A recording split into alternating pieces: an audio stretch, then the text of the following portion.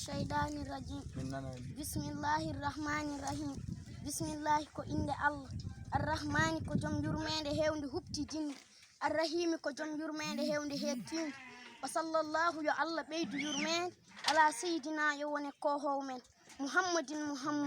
وآله كوريج مك وصحبه أصحباب مك وسلم وحسنك الحمد دندانغال جتوج لله نغودني كو الله رب العالمين اجيد ويندر والصلاة يرمين والسلام كسل على سيدنا يوان مودو من محمد هاتم النبي كو تموار النباب وإمام المرسلين كو المام نلاب أول كو أدي ما يجب إن ودي على المكلف اكلفات تسيس كو سلين إيمانه لي مناغل مك ثم رفت معرفة أن ما يصلحين سل به أمك فرض عينه تفري الله تؤيد مودي كهكام الصلاة نوين نياوج نجول والطهارة إلابل والصيام أكورك ويجب إن ودي عليه اكلفات أن يحافظ ورينت على حدود الله أكيري الله ويقف أداج عند أمره تو الله هاني بدو ونهيه أكاد الله ويتوب إلى الله فادي الله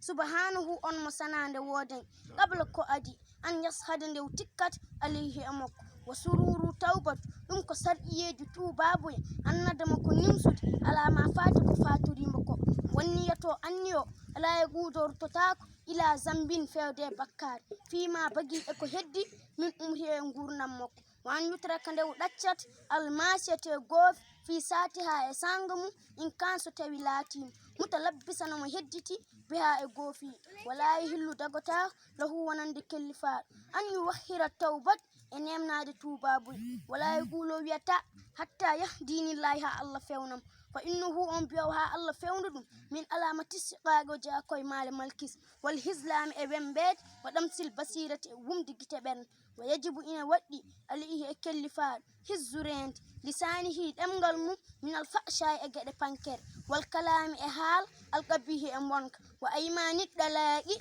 ووندر دشيرغل وانتهار المسلم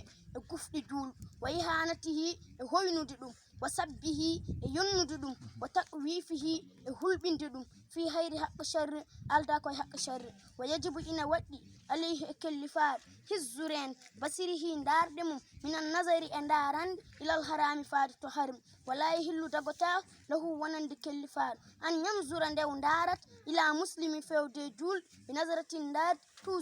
توزه اللوران إلا سوانا أن يقول ستوي لاتيم فاسقا كونت فاسق فيجب إن ودي هجرانه هيدهم ويجب إن ودي عليه الكلفات هزورين جميع دندانغال جوائره تردم مستداء اكتندم وأن يحب سديد لله دير الله ويبهد سدأن له أنير الله ويرضى سدويل له ولير الله ويرضى بسدتك له تكر الله ويام نمرا بالمعروف كمج وينهى كذا عن المنكر أجد بند ويهرم إن هرم عليه الكلفات الكذب فنان والخيبة نار ونميمة بدن بدكاغ والكبر أمون كنار والأجوب هاوتار والريان ويان وسمعة أننن والحسد هاسداغل والبغض تكر ورؤية الفضل أفود برال على الخير أدوتنا